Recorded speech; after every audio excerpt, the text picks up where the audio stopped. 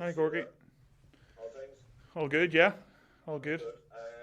Can I just talk away from the match for a second? Just news this morning about sorting out your new contract. How relieved is the word I'm going to use, but I don't mean it that way. But in terms of getting that all sorted out, and what's ahead for you for the next 2 years. Yeah, look, it's been uh, it was a bit of a not drawn out's probably the term I was going to use, but not probably that fitting. It's been a long process, and delighted to get to the end of it. Looking forward to having that put to bed now. Don't have to worry about that. It's maybe about a week or so ago, kind of was able to check that box off my list. So delighted to be able to finally announce it, that we're back on for another 2 years. So looking forward to it and everything that could entail, be it down here or be it back up at home. Can I ask you about the influence that Paul O'Connell and John Fogarty have had since they've come in? The lineup seems to be, an area that's earned are massively competitive in. The scrum is an area that Ireland are equally probably as competitive also. Yeah, look, I think I mentioned this the last time someone was chatting about Paulie. Um, Paulie hasn't came in and tried to reinvent anything. He hasn't tried to take everything away of what we had learnt before.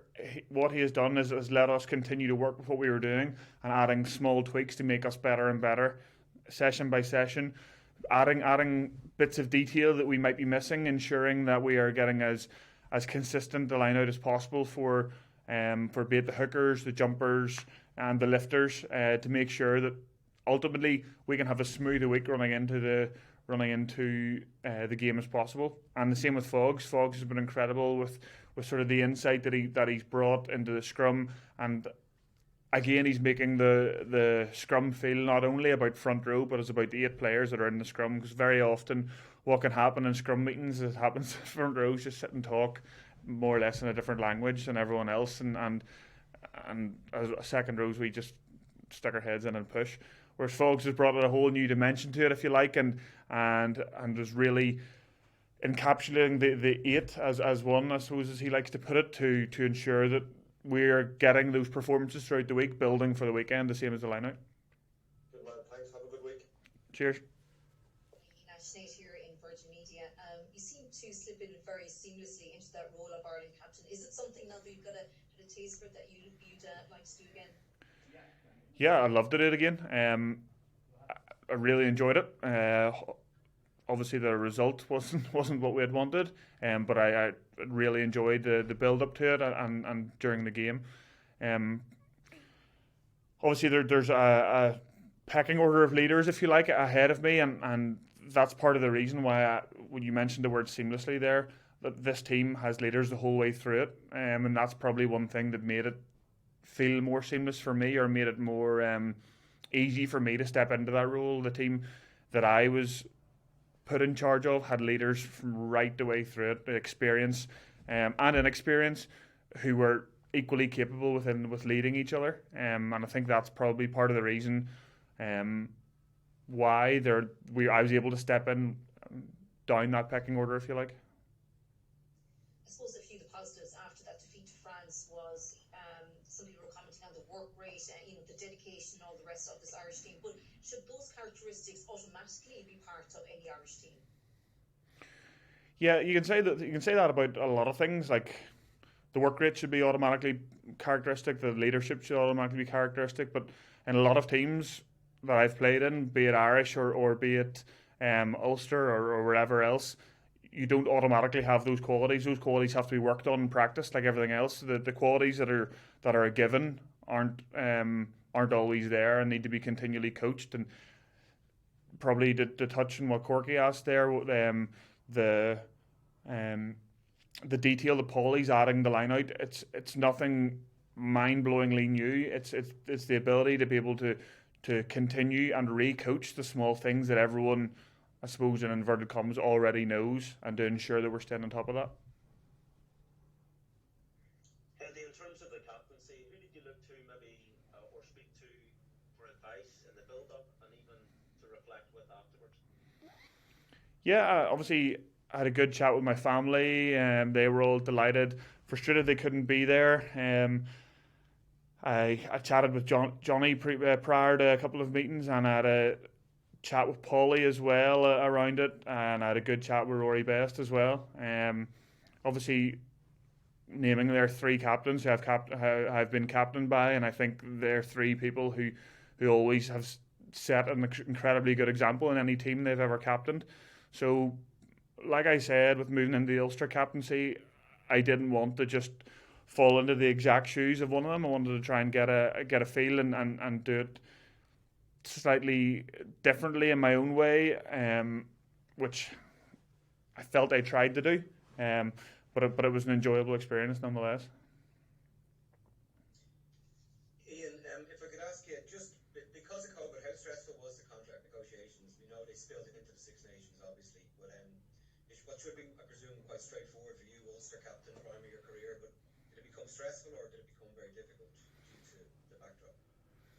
Yeah, I would say the initial period was probably more stressful in terms speaking as a general player in the wider group, being able to the contract negotiations have been slightly later than we maybe would have initially anticipated, or where they would be in a usual year. That was probably something that anyone in any profession would find stressful, pushing out their security going forward.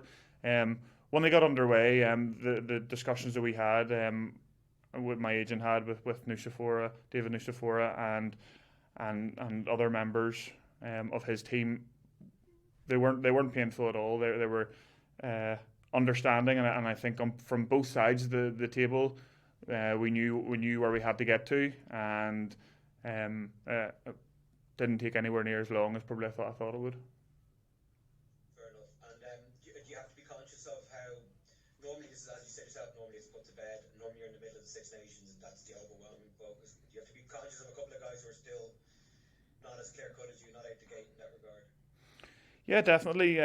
I think just in terms of looking out for each other and making sure that everyone's fine. If anyone has any external stresses, be it contract or be it family or college or anything else, I think you always have to be mindful of your teammates to make sure that you have that extra eye outside of the rugby circle, because ultimately that will impact their rugby performance, be it training or matches or sleep before a game or anything like that. So I think being able to spot guys when they're maybe struggling a wee bit or maybe they're not themselves, that's key. And Andy Farrell's great for it. He's good for picking up when guys aren't feeling great and checking in on guys, and it's something I think probably this whole group are pretty good for as well. Thanks. You've obviously been down the sort of the contract routes before, like several times in your career. Just curious, like behind the scenes, has the landscape changed in terms of offers from elsewhere, in terms of COVID and stuff? Like, has it been kind of different in that regard? Well, you're trying to find out if I had any other offers, or I'm sure you did, but I'm just wondering, like, is it less so now? Like, are clubs kind of not, throwing the cash around maybe as freely as they might have once? What? It's a difficult one to put it. Obviously, most of the Irish contracts have been done a lot later than everywhere else. I've only ever had eyes for Ireland, so that's that's kind of it's a difficult one, the way to put it. Few players would try and play clubs off against each other. You wouldn't necessarily get that far down the line for clubs to be making huge cash offers, or any cash offers before showing some sort of real commitment. I think that most of the players, the type of people they are, they're not really, most of our team and most of the provinces anyway, they wouldn't really play a lot of people off each other. So I think there's been a lot of factors which have made negotiations this year a lot different, but maybe not in the way you're saying. Cheers, appreciate that. Iain, if I could guys finish up here, Neil, finish up with you. Thanks. Yeah, I just have a small one just to double check something on the contract. So it's up to 2023. Would that be the start of 2023, the end of the World Cup cycle as such? No, it's 2 years from the start of this season coming. maybe there might be an extra month in there to get it in line with the global season.